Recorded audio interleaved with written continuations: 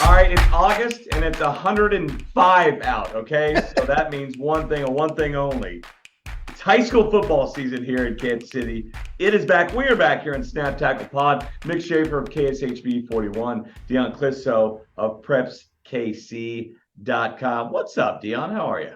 Well, not much. I tried to get you to keep going in the off season. I think we did a draft one, didn't we? We're back before We the did draft. one in the offseason, One kind in of the off highlighting season. all the Kansas City kids who were potentially going in the 2023 NFL draft. But I need a break. You should have got a body double for me, right? I surely have a doppelganger out there. You can get somebody who looks like me.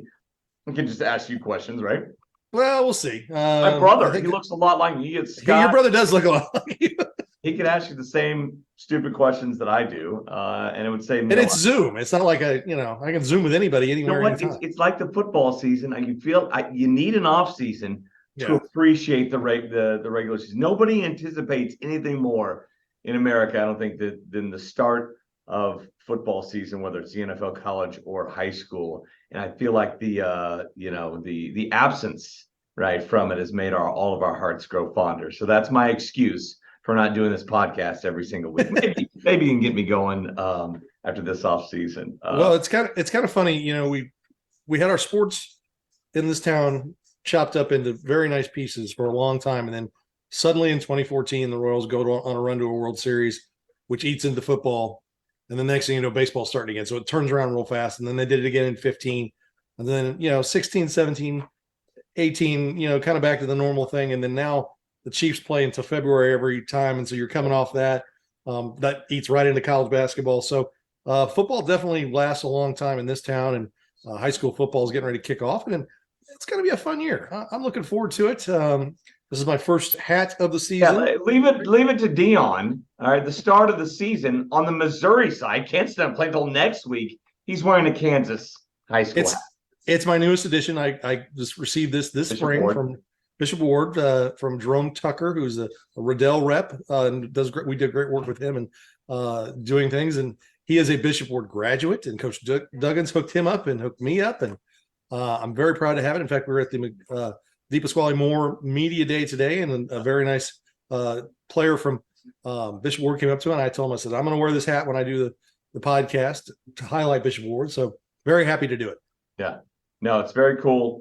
And we'll talk about that DM Law event that was at Arrowhead this week as well here in this here podcast. But let's dive right in. First of all, let's talk about some of these players we have. I mean, a couple of weeks ago, we saw Williams Winery by On3 considered the best player in the country in high school football. And it's not like that's a one-off, right? It's like that's not an exception here, right? Because you have Rivals and 24/7. They've got him at number 3. I think ESPN has him at 10, 11, 12, something like that. So anyway you shake it, he is one of the best players in the country. He signs with Mizzou. But it's not just him. We've got Alabama signees, we've got Georgia signees in the area, KU, K-State, all Oklahoma, all over the place. These last few years, Dion, and I've been here covering sports in this town for over 2 decades. It's the most plentiful we've had with major college Power 5 football recruits. I can't remember anything like this. No, I can't either. We had some good runs there. Missouri was doing a really good when Gary Pickett was there. They did a fantastic job of picking off the top guys here in town a lot of times. And was Alabama in town? Was Georgia? No, Oklahoma. Were they in town back then? I don't remember them. I think that what you see out of the SEC guys is the SEC guys see some of the Missouri guys and say, "Hey, let's go get that." There's 2 things I think at play. One, I think our town is getting more notice than we have gotten in the past. I think we've always had these players here. Not as many. I think we're doing a better job developing them. And 2, I think the reason they're getting that is when Northwest Missouri State was on its run, they were just mining the gold here. And then North Dakota State, South Dakota, and those teams started coming down here and mining the gold. And then some of the D1 are like, hey, wait, what's going on over there? So these kids are getting out to more camps, they're getting seen. And I think, you got Jaden Riddell from Ray-Pec who's going to Georgia, as a tight end. I mean, he's the number 3 tight end, number 1 tight end in the country. H-back, however you want to talk about him. So Andrew Sprague from Rockhurst, who's going to Iowa. I think he's Michigan. He's Michigan. I thought Lyman. My first thought was Iowa. I knew he was thinking about Iowa. Blue Line Northwest receiver Gavin Hoffman. Hoffman's going to Iowa. Yeah, he's going to Iowa, right? Yeah, tight end, tackle type guy. Real athletic. Played basketball for them on their state championship team. So yeah, there's a lot of guys that are out there, and it's going to be a fun season. Yeah, I don't know if we have the stud running backs out there or the stud quarterbacks. We got a lot of defensive and offensive linemen that are Power 5 guys. Absolutely. And the last few years, we've seen Winery, we've seen the two, D linemen from North Kansas City last year go to Alabama and go to Oklahoma. But the guy who's won the last two Buchanan Awards is Melvin Laster from Liberty North. He's going to UNLV. How do they get that? Because he could have gone anywhere. I don't know if he's signed because Melvin has dropped about 25 pounds. And I don't know if you saw on Twitter. No. He's shredded. Oh, wow. So we'll see. Who knows if Melvin's, looks a little more like that. I shudder to think of a quicker Melvin Laster with the way he brings the pain. So I don't know. Maybe I'm not opening his recruiting back up at the UNLV. Now I'd love to see. And nobody's signed at this point. Missouri fans are wanting Williams Winery to sign as quickly as possible here. I think it's September 1. Is it September 20th? I think it's December 20th. December 20th. But they said that he could start getting his NIL money the second he signs his letter. And I don't know exactly how that works. I mean, can you get your NIL money now and then decommit? And if you do you owe it back, or is it just like, well, hey, we ran the risk here? I don't know. But yes, that's going to be a big legislative law that was passed here in Missouri, letting the high school kids get keeping these kids home. Yeah. I think it is. And for Eli Drinkwitz and that staff, they've got a lot of things in front of them this season. This is a big show me season, for lack of a better word. And, I've seen, and I don't know, I don't want to dive too deep into Missouri football. I've seen a lot of former Missouri guys that are notable Missouri guys that are back around the program that weren't there before. You have Chase Daniel coming down and do stuff. Now Chase is just finishing up his NFL career, and he's coming down and talking to the things. Evan Bain is on their recruiting staff, just moved down there, and I think that's a huge get. First off, let's just be upfront about it. I think you are both huge Evan Bain fans. Yeah. One of the favorite guys ever covered. The whole Bain family, absolutely. The whole Bain family probably should have gone into broadcasting because Evan's good enough to do it. He could have done it, but he's a passionate guy, loves Missouri football. And is going to do a lot of good things there. And I think that's what you're seeing. And I think now they've got to put the wins together and take the next step. But getting Williams and Arnie, it's a huge get. In fact, they scrimmaged at Tulsa Union last week, and Cole Young was watching it online and sent me a screen grab. And he's like, Union wasn't going to let him be a part of this play. And the quarterback's rolling around to the right, and there's literally 3 guys standing shoulder to shoulder. That's funny. In front of Williams. He's like, yeah, they were not going to let him be a part of that play. So he took up 3 guys out of that play against Tulsa Union, which is one of the better programs in the state of Oklahoma.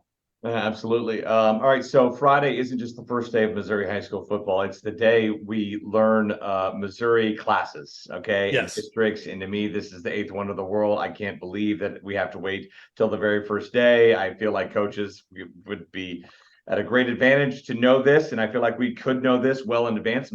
Kansas knows 2 years in advance what classes they're going to be. We know the day of the start of the football season on Friday. So it does make things very interesting in Missouri. Are there any schools? I was out at Kearney. They said they're kind of on the maybe class 4, class 5 line because they've changed things this year. There's more teams in class 6, more teams in class 5. That's going to affect a lot of schools. Are there any schools that you know of that are going to be on that 5-6 line, that 4-5 line, something like that? I think you talk about Kearney. I think they could be on the line. I think everyone that I talked to at Oak Park is pretty sure they're going to be in 6. They'll be in 6. Yes, which they're dropping down. Is it 40 teams in class 6 now? I think it's 42. Okay, 42. They added 10 more, and they'll do 8, 5, and 6 team districts. So they are going to have. I think it's 5 team districts. Like 2. Everybody was like 48, but I think that when they started getting to 48, it kind of started pulling it. Just do 48, 5 or whatever. Anyway, whatever. So they made the break at 42, which could bring Francis Howell, who won the Class 5, back up, but they're on the line. Oak Park is probably, from what I can tell from everybody telling me, are probably going to go up. And that's not a shame. They're going to be a good football team. They're going to compete. They're going to play mostly Class 5 schools because that's how their conference is. Yeah. But they're a team that could have gone deep in Class 5. So, that's going to affect them. I think Kearney's on that line. As you go down, I know Center will stay up. I mean, they've been on that line. I've heard Lincoln Prep could be in 5 Wow. as well. Because they could be on that line, maybe, but definitely in 4, which they've been 3 and 4 over the last few years. You come down a little more. Pleasant Hill, who's been in, they could be up on that line. They've been up and down in 3 and 4, and then you go into from 2 to 3. Richmond and who was a semifinalist just a couple of years ago in Class 3, and Holden, who was pretty good last year. They could both be up in Class 3. Then because they've made the max 36 teams in Class 1, you could see East Buchanan, the 2-time defending champion, and Adrian, the finalists from last year, both up in Class 2, along with Mid Buchanan, who was a finalist 3 years ago. So the top echelon, which was interesting because if they had not made the change and kept Class 1 at 64, which is how it used to be, this is basically trying to make Class 1 schools not want to get out and go to 8-man because they feel like they're too big. That's how it was in Kansas forever. I mean, you would have 60+ schools, and they finally changed that up. So what would have happened if they had stayed at 64? You'd have seen a team like Lafayette County, which has been one of the top Class 2 programs. Higgins out there in Higginsville, one of Class 2 programs the last decade plus under Steve Cook. They were small enough that they were looking at maybe dropping down with teams dropping down to 8-man. They could have been in Class 1. Wow. So I mean, it's going to be interesting, and I think it's fun. We'll see. Class 6 doesn't end a week earlier now. Everybody's going to end the same weekend. Yeah. Which if you're traveling to Columbia to go to games, you're going to get 6 games, and I think really 7 because the 8-man will play on Thursday. And they'll finish that first week of December. Yeah, week after Thanksgiving. So and week after Kansas. Yeah, week after Start Kansas. a week before, finish a week after. Yeah, so it's gonna be an interesting year. Like I said, I think because I was talking with the guy from St. Louis. We're talking about in Class 6, what would the districts be? Because you've got really in Kansas City, you got 5 north of the river: Park Hill South, Liberty North, Staley Oak, or 6 north of the river, Staley Oak Park. Then you come down south, you've got the 3 Lee Summits, the 2 Blue Springs, and Rockhurst and Ray-Pec. So there's 7. Yeah. So they're probably not all going to be in a district. So Ray-Pec is probably going to get shuttled down to southwest, to Ozark, Kickapoo, yeah, Joplin, and then maybe the 2 Columbia schools. Yeah. So that little swath there, and then everything else. So I just described 3 districts. The other 5 districts are going to be all St. Louis schools. Is it this year? I mean, because there's some years where you'd rather be in Class 5 than 4. Hashtag Web City, right? And sometimes maybe you'd rather be in 6 and 5. Is that the case this year in any of those, or is 6 going to be better than 5, 5 going to be better than 4, 4 going to be better than 3, and so on down? Well, I feel like Lee Summit North probably was a better team than CBC last year. I know they didn't win, but I feel like it was lost in overtime. I don't know if CBC last year, if they played Francis Howell, they would have beaten them. Yeah, and Francis Howell was at 5. Another thing, right? Yeah, more. And I think this year Francis Howell has a good chance to beat them because they're still loaded. I have connections in St. Louis, but one Alan Wilmus is a Francis Howell alum, and I lost a bet to him in the Fort Osage Francis Howell state championship game. So yeah, no, Francis Howell's really good. And he told me, he goes, because he coached there, I think right out of college, and I think he was on staff when they lost to Blue Springs in the state championship game in 13, I think. Yeah. And he goes, we had some good players back then. He goes, well, we got some dudes now. They have like some big guys and some athletes that he goes, we didn't have back in the day. And he goes, we're getting them now. So Francis Howell's a pretty good, wherever they land is going to have an effect on 5 and 6. Before we get into the games on Friday night, let's talk about the big class in Missouri. When I first got here, I was doing some numbers last night. Each and every year, Kansas City was bringing home 3, 4, 5, state championship trophies. Hasn't been the case as of late. I think from 2000 to 2015 those 16 seasons, I think a Kansas City school won big class like 11 of the 16 times. Yeah. And it was Blue Springs South and once in the last 7 years. Yeah. Right. And it was Ray-Pec in 2000 beating DeSchmidt. Everything's cyclical. I know. I mean, do you see it turning at some point to where, like, okay, Liberty North, Lee Summit North, or Rockhurst and Ray-Pec, are these all schools that, there's enough of them there that one's going to get through and one's going to be the best one to finally bring back a trophy in the big class? Well, I think what's hurt them the last since 2015 when Blue Spring South won, and like since Kansas City won 4, 5, and 6 and fell in class 3 in Odessa, I think you're going to see what has happened over that time. Like Blue Springs had a couple teams that made the state championship game were just beat up. Rockers had a couple state championship spots in there, just beat up, and they lose to teams. But it was just those 3 schools, right, for like 15 years, almost like leapfrogging each other, taking turns, winning state titles. And then Ray-Pec got in there and got it done. And Ray-Pec really, when they got to that state championship game, just out physical DeSmet. Well, DeSmet had kind of a quick rocket ship ride, and now they're kind of going back down. They lost their coach, and I think that's a lot of what was happening there. But CBC, I think, is going to take a step back. They've still got really good players. That's been the big hurdle, right? They've won in those 7 years. They probably won it four times. 4 times, I think. And so they're the big hurdle. But I think with this new, with now Kansas City teams in 3 different districts, and depending on how it goes, usually it's like they split up. It's on a rotation. It's 1, 2, 3, 4 on one side, 5, 6, 7, 8 on another, and sometimes it's 1, 3. So we'll see how it spreads out and they get on the other side and go. But think about those 2 districts I talk about. If Ray-Pec goes south, you've got Lee Summit North, Rockhurst, Blue Spring South, and that are probably the top dogs in that district right there. It's really pretty good football teams that are doing pretty good things. And then you go up north, and you've got Park Hill and Park Hill South have been pretty good. Staley's got Steve Rampy. We're talking about an Oak Park team that's returning 9 starters on both sides. Mm-hmm. And then you've got Liberty North and Liberty under Chad Fergon is just when they're good, they're 7, 8 wins. When they're bad, they're 6 wins, 5 wins. I mean, they're always competitive. So I think that you would, depending on how those districts are numbered, you could see those districts not have to do this every year. If they don't have to do that every year and they go out separate, it could change things. So CBC's had some really upscale players, and DeSmet did too when they won. Yeah. But you're talking. I think it's Rockhurst is probably this is the best team they've had under Kelly Donahoe. I think so. Yeah. Blue Spring South kind of turned things around last year. Like that. Like that. That's the question I've asked Alan Wilmus over and over.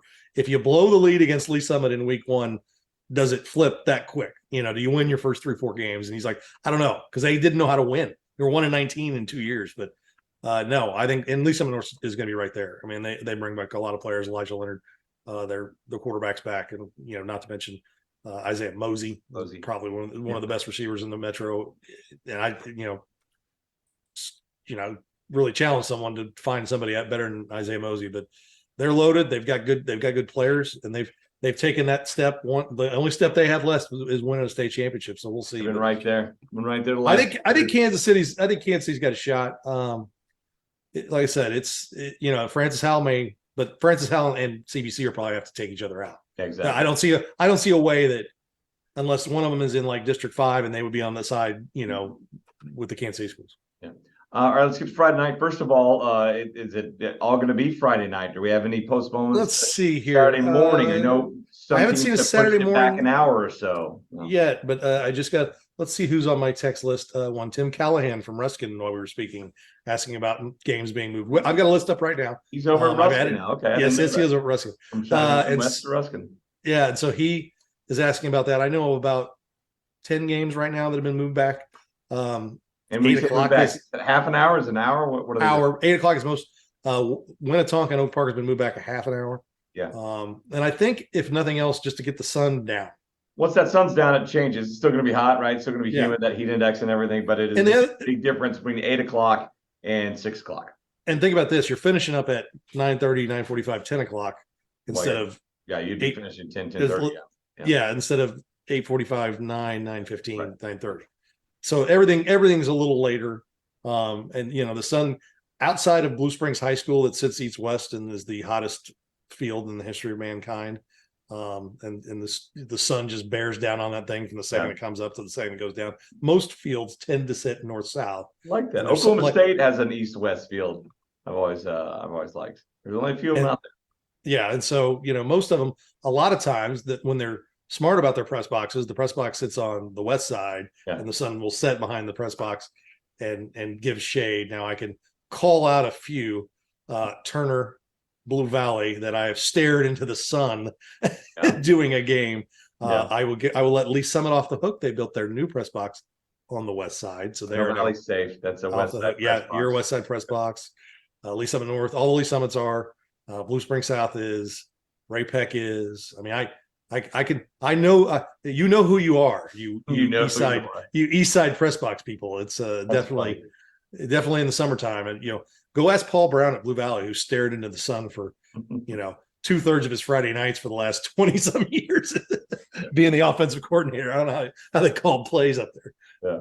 All right, well, let's get to the Remax Big Three games of the week on Friday night. All on the Missouri side. Of course, Missouri starting this week. Kansas starts a week after. I mean, I don't know if it'll get bigger than this all year. Liberty North and Lee Summit North, and probably everybody's polls, right? There are top 25s out there, no matter who it is. Dion doesn't do top 25s too. No, it's only one classifications. versus two there, right? And they've had some battles the last couple of years. Are those the best two teams in Kansas City? I'd say yeah. I mean, easily. I'd say that the group behind them is picking up and getting closer, but they're still the two top dogs until somebody knocks them off. And it's going to be interesting that like we talked about the players that are coming back, mostly at least some in North, but you've got Melvin Laster coming back. You have Micah Joe Barnett, the tailback from Liberty North, who blew out his knee last year, is back, and some guy named Ja'Cory Juice Love is also over there from center. That's right. We're going to talk about that. I mean, I was looking at some of the previews you guys are putting together. I mean, there's going to be no less than like 15 like major D1 guys in this game. Jay Sean Ross, who came over from St. Pius last year, who's outstanding. He's getting recruited by Tennessee and Oklahoma. But Ja'Cory Love is talk about having an embarrassment of riches when you got Micah Joe Barnett, who was on his way to easily 1,000 yards, very talented tailback, and then you bring in Ja'Cory Love, who had more than 1,000 yards rushing last year. You may see center. You may see Ja'Cory Love on defense using his athletic ability in the defensive backfield as well. So they're and if Andy Learman says he's going to he could be a good defensive player, I'd probably believe Andy Learman. He's one of the best defensive minds in the city. In fact, when they played Rockers last year, when they played Rockers this year, I think it was like a 10-7 game, and I'm like, well, it's Greg Oder and Andy Learman. That's what's going to win out today when you got those guys who can call defense. But no, I think it's going to be a great game. I'm looking forward to it. I have a slight lean towards Liberty North. They just kind of had their. I think that Lee Summit North does a really good job getting better as the season goes on, and I think that a lot of times they're replacing some starters, and that's just hard to do. Whereas Liberty North has had more continuity, but that's my slight lean. Now it's easy to pick the team that's won 3 in a row, so just going with staying on the streak. But I would say it's not that you put point spreads on it, but I'd say that the Liberty North might be the favorite, but just a hair. Oh, I'm sure not they in Missouri though. You can't do it in Missouri. You can't do it in Missouri. No, you got to go bet to on Kansas. the Missouri games from Kansas. Yes, you can do that over there. But, no, we're not betting on high school. I was gonna say that the phone you hear ringing is Jason West from Misha. Me talking about. And that game's gonna be at Lee Summit North. Lee Summit North should be a fantastic Spectrum. So if you can get out, on Spectrum, see it. That should be an all timer. Kearney and Platte County, little kind of Northland, which could be a Class 5-ish battle, right? Up there in week 1 as well. That game's at Kearney. It's also on your Remax Big 3 list. Yeah, Coach Logan Minnick showed up there last year and really got them turned around. I think they thought they were maybe a year away, and they went 9-0 to start their season, and 10-0 to start their season. 10-0 to start the season, but ran through the regular season, beating Fort Osage, Platte County, Smithville along the way, and then Smithville got them the second time around. But they are, they bring a lot of players back on that team, and really talented. 19 senior starters. They bring back 17 starters. As many as 19 could be seniors for them. Yeah, and that's kind of back when they were going deep and winning state titles under Greg Jones. They'd always have a Kearney Class 4 would have 40-45 seniors. That was the hallmark, keeping kids out all the way through. Platte County's gonna be a little younger. Again this year they're probably a year away, but Bill Lutz and his staff do a great job. So it's a great chess match between those two coaching staffs, and they know each other really well. There's it's Coach Minnick was at Kearney and before he went to Raytown, and Platte County and Raytown saw each other, so they know each other very well. And anytime Platte County and Kearney play anything, it's probably a good thing. The only thing I think that Platte County and Kearney agree on is that they both don't like Smithville. That's it. That is a bonding thing between those two communities. I mean, Platte County was 5-6 last year. Yet took Kearney to overtime in that first game and lost 21-14. So yeah, it's one of those where you just throw the records out. And good pick there on the Remax Big Three. Tell me about this one though, Grandview and William Chrisman. Why is that one on your radar? Well, I think Grandview under Dan Joyner is third year he's been there. They return a lot of starters. I think it's like 7 and 8 on each side of the ball. Going up against William Chrisman, who took some steps forward last year under Michael Rose-Ivy and really trying to kind of establish that program and get things going. And Christmas, they're not always going to have a ton of. They've had some good big time players. Daniel Carson a few years ago, I think, was a Texas recruit. But they're really trying to instill a big time community feel with William Chrisman, which just has been a hard thing to do at that school. Not just the nature of their community, and they're really trying to get out there and do that and really change culture and institute some winning ways. So it's a good matchup. And Grandview, I had Leon Douglas tell me 5-6 years ago that he felt like with the makeup of Grandview that if the right coach went there, that could be a powerhouse in football. They've got they don't win track every year for I know, right? Yeah. I mean, and they've got some kids with size, and it's getting things pointed in the right direction and getting kids to buy into football. And Dan Joyner's that kind of guy. I mean, part of the reason North Kansas City was really good over the last decade is because Dan Joyner was on staff with Leon Douglas, and they make a good pair. And now Dan Joyner's back out there, and he's been other places. I mean, he was at Odessa for a little bit, Lexington for a little bit, and then he got on staff there with Coach Douglas, and he's done a really good job. I like the matchup. I think both these teams are improving. And it's a fun matchup. I think they're both very similar, parts of town and both doing the right things with kids. That's the big thing, giving kids opportunities and doing the right stuff. And I think it's gonna be a fun game.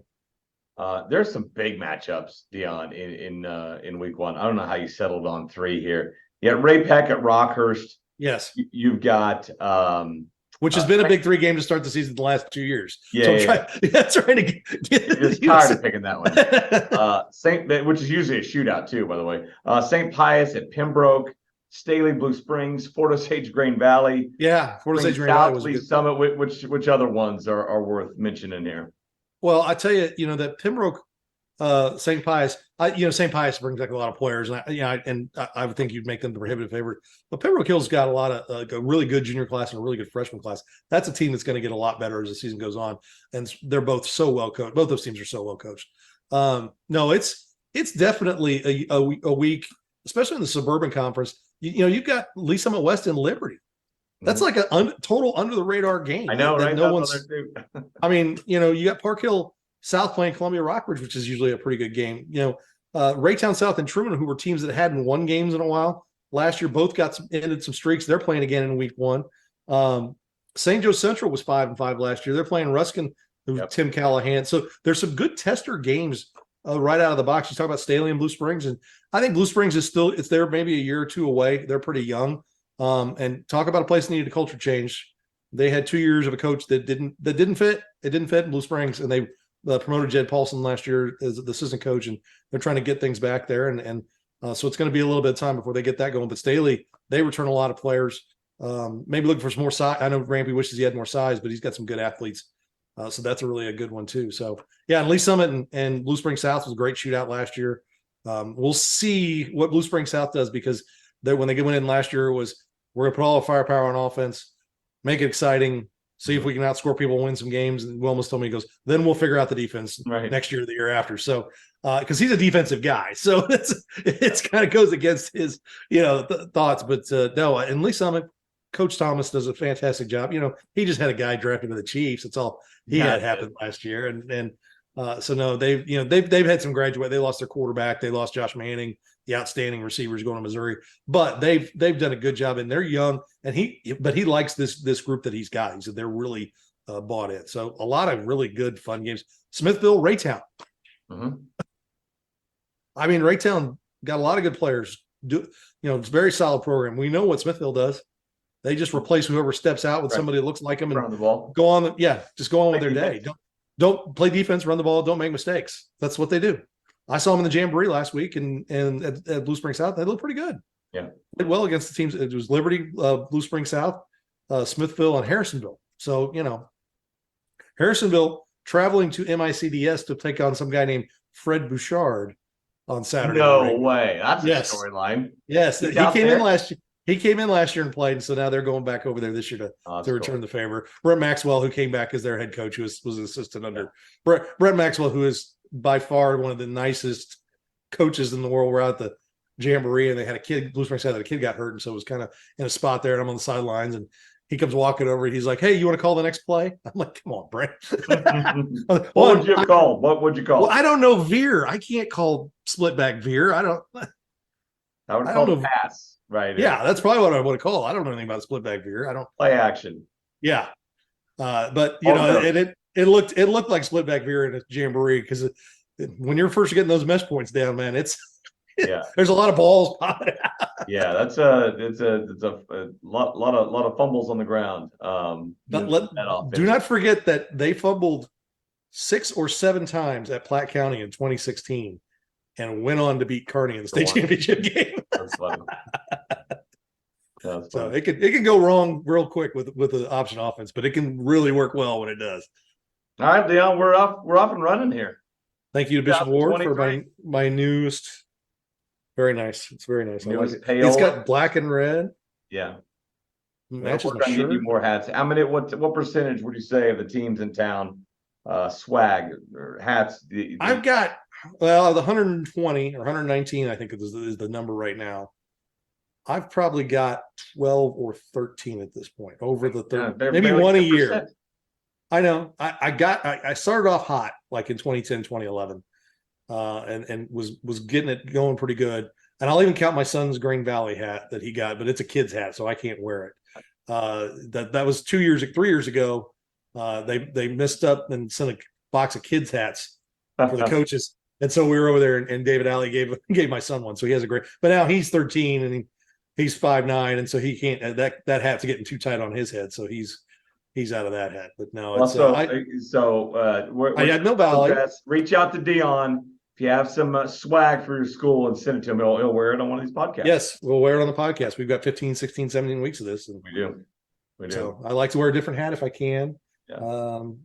Sometimes we shoot this in the morning, and that's why I need to wear a hat. I don't have the perfectly coiffed hair, as you can see. I'm pretty short. Keep it short. I don't have the mane like the TV guy does, but the gray mane. Yeah. I will say this: I'm still going to win the race, but you have caught up a little bit over the last few years with me, right? On the gray, oh, yeah.